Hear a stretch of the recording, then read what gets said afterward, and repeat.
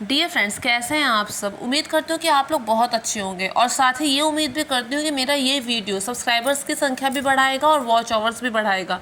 बाकी जैसे आप लोगों की मर्ज़ी। तो वीडियो स्टार्ट करने से पहले मैं एक बात आपसे कहना चाहती हूँ। इससे पहले कि मैं टॉपिक पर आऊँ, एक बात आपसे कहना चाहती हूँ। फ्रेंड्स, हर किसी को सलाह देनी भी नहीं चाहिए, हर किसी को बताना भी नहीं चाहिए। चलिए उदाहरण के तौर पे समझते हैं। सपोज़ कीजिए आपने किसी को कह दिया कि एक नवरात्र की ही तो बात है, तो 9 दिन प्याज मत काटो। तो ऐसे में मानना ना मानना उसकी अपनी मर्जी है। वो प्याज काट भी सकता है, नहीं भी काट सकता। लेकिन कुछ लोग तीसरा रास्ता अख्तियार करते हैं। वो क्या करते हैं, उल्टे हम ही पे रिवॉल्वर दाग देंगे। अरे बहुत से ब्राह्मण ऐसे हैं जो नॉनवेज खाते हैं। तो फ्रेंड्स, बहुत सारे ब्राह्मण जो भी हैं वो सारे के सारे एक ही परिवार के नहीं हैं, वो एक ही परिवार के सदस्य नहीं हैं, एक ही छत के नीचे नहीं रहते हैं वो। तो उनका क्या हमने ठेका ले रखा है? वो चाहे नॉन वेज खाएं चाहे वेज खाएं, हमें क्या करना है? हम अपने पे कंट्रोल कर सकते हैं, उन पे तो कंट्रोल नहीं कर सकते। और उन पर ब्लेम लगा के, उन पर एलिगेशन लगा के हमें तो नहीं दोष दिया जा सकता ना कि हमारी वजह से वो नॉन वेज खा रहे हैं। तो ऐसे में बातें बड़ी अटपटी सी लगती हैं। चलिए दूसरे उदाहरण के तौर पे समझते हैं।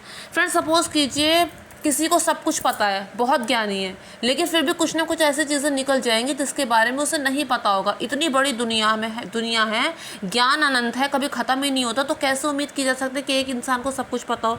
लेकिन कोई इंसान ऐसा होता है कि वो कुछ सुनना ही नहीं चाहता। उसे लगता है कि दूसरे की बात सुनने से उसकी ईगो हर्ट हो जाएगी, या फिर दूसरे को लगेगा कि अरे ये बात उसे पता नहीं है। तो वो क्या कहता है, पहली बात तो बात को शुरू होने ही नहीं देगा, कह देगा हमें सब पता है, हमें सब पता है, हमें सब पता है। और दूसरी चीज़ वो क्या करेगा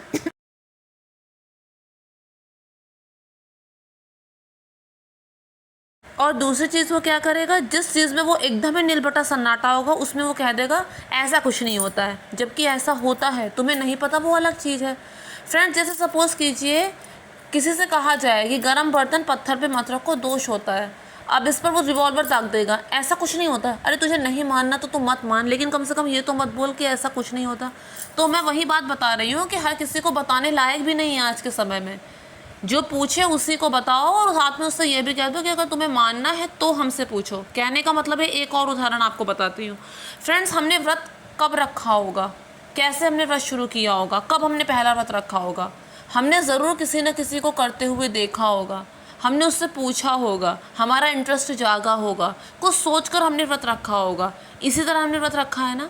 तो किसी दूसरे का देखकर अगर हम व्रत करते हैं तो ये बहुत ही अच्छी बात है हमारे लिए भी, और उससे ज़्यादा उसके लिए जिसे देख के हमने किया है। लेकिन कुछ लोग ऐसे व्रत करते हैं कि उन्हें देखकर तो हम अपना सर पीट लेते हैं कि कहाँ से मैंने इसको बता दिया कि व्रत ऐसे करते हैं। सपोज़ कीजिए किसी ने पूछा कि भाई ये व्रत कैसे रखते हैं, और उसके बाद उसने कहा कि हाँ ठीक है वो भी करेगा। उसके बाद उसने कभी भी व्रत शुरू कर लिया, कभी भी व्रत ख़त्म कर दिया, बीच में कोई सा छोड़ भी दिया। आज त्यौहार है, आज तो पकवान बनते हैं, आज कैसे रख देंगे, आज तो हमें किसी के यहाँ खाने पे जाना है, आज कैसे रख सकते हैं, अरे आज तो फंक्शन है, आज कैसे रख सकते हैं। तो ऐसा नहीं होता। व्रत अगर एक बार शुरू किया जाता है तो चाहे बीच में कुछ भी क्यों ना हो। बहुत सारी स्त्रियाँ इस चीज़ को लेकर कन्फ्यूज़ होती हैं कि अगर मासिक धर्म बीच में, तो फ्रेंड्स सही बात ये है कि आप किसी भी पंडित से पूछेंगे वो आपसे यही कहेगा कि व्रत का नियम नहीं टूटना चाहिए। पूजा आपकी जगह परिवार का कोई दूसरा सदस्य कर देगा। अगर ऐसा कुछ होता है तो भी उसमें व्रत मत छोड़ो। लेकिन पता नहीं किसी किसी को समझ में क्यों नहीं आता है। तो ऐसे लोगों को बताने की बजाय तो अपना ही सर पीट लेना ठीक है कि नहीं, हम नहीं ही बताएंगे। तो उसी को बताना चाहिए जो सचमुच में उसके योग्य हो। अब भगवान शिव ने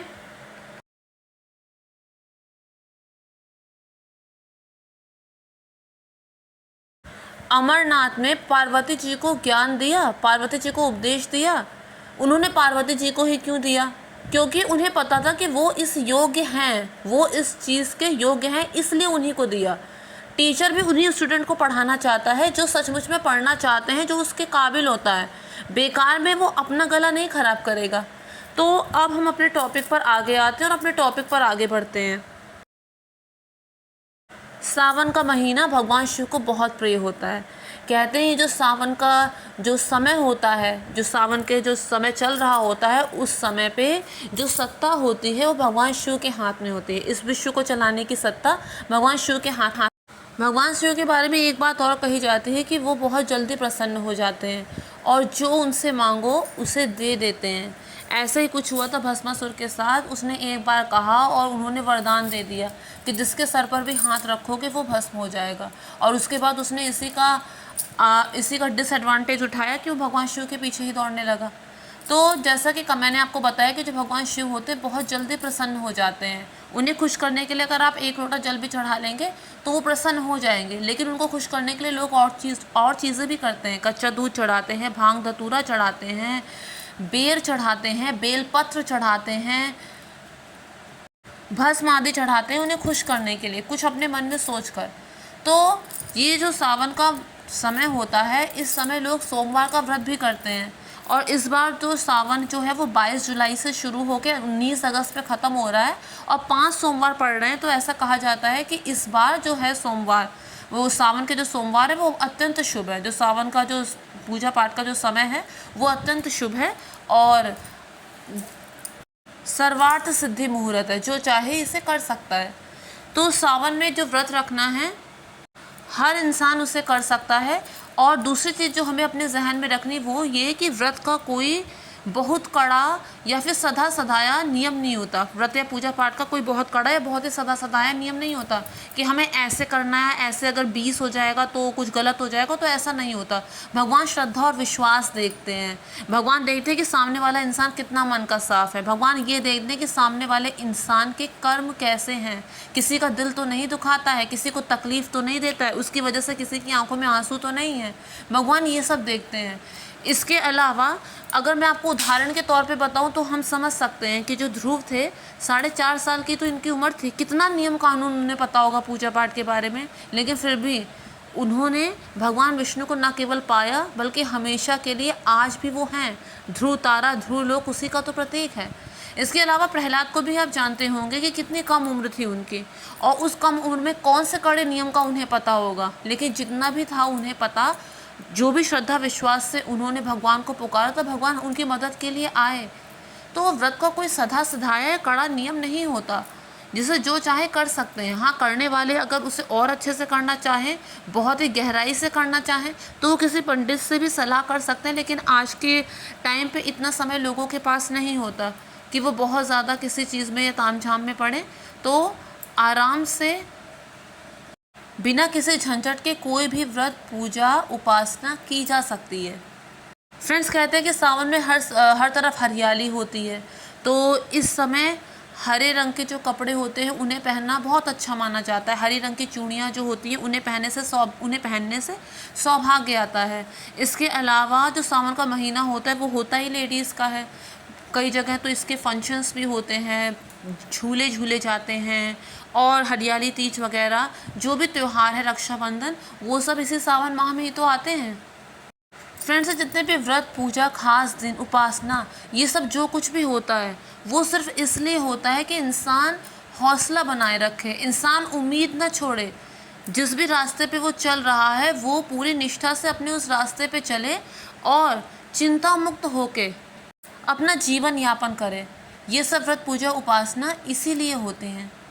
फ्रेंड्स, सावन में बहुत सारे लोग अपने कंधों में कांवड़ में जल भर के भी लेकर जाते हैं, बहुत मीलों सफ़र तय करते हैं। कांवड़ बीच में कहीं उन्हें ज़मीन पर नहीं रखना है, बहुत परिश्रम करते हैं और जो मासिक शिवरात्रि आती है वहाँ पे भगवान शिव का जल अभिषेक करते हैं। ये हरिद्वार से जल लेकर आते हैं, संगम से जल लेकर आते हैं और इस तरह से भगवान शिव का अभिषेक करते हैं। यहाँ तक तो ठीक है, लेकिन फ्रेंड्स कुछ कांवड़िया उपद्रवी भी होते हैं, आए दिन न्यूज़ में दिखाते हैं।